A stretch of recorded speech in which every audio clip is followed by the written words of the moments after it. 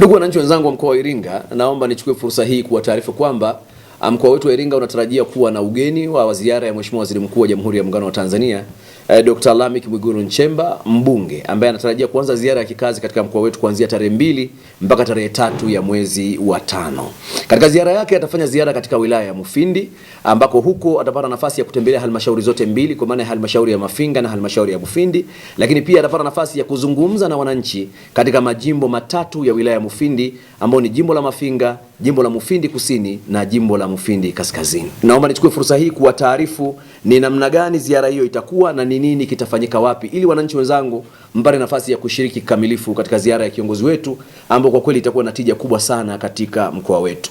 Kwa siku ya tarehe 2 ambapo Mheshimiwa Waziri Mkuu atawasili katika mkoa wetu, atafanya mkutano wa hadhara wa kusikiliza wananchi katika kijiji cha Igowole, jimbo la Mufindi Kusini.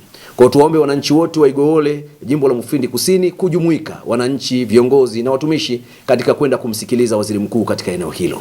Lakini pia kwa siku hiyo hiyo ya tarehe 2 mwezi wa 5, Mheshimiwa Waziri Mkuu wa Jamhuri ya Muungano wa Tanzania atatembelea barabara yetu ya Mtili Ifwagi, na huko atapata nafasi ya kuitembelea barabara, kuikagua barabara na kisha atazungumza na wananchi katika jimbo la Mufindi Kaskazini.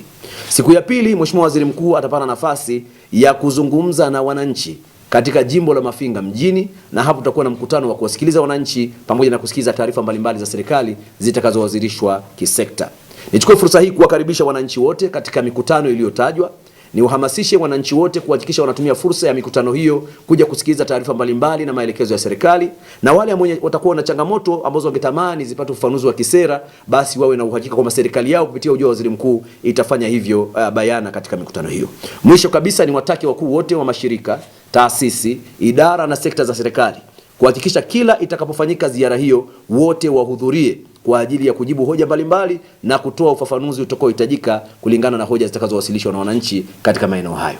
Tunamkaribisha sana waziri mkuu na tuko tayari wana Iringa kwa ajili ya mgeni huu mkubwa wa kimkakati na wenye tija kwa maslahi mapana ya wananchi na mkoa wetu wa Iringa. Asanteni sana na karibuni tujumuike kumkaribisha waziri mkuu wetu.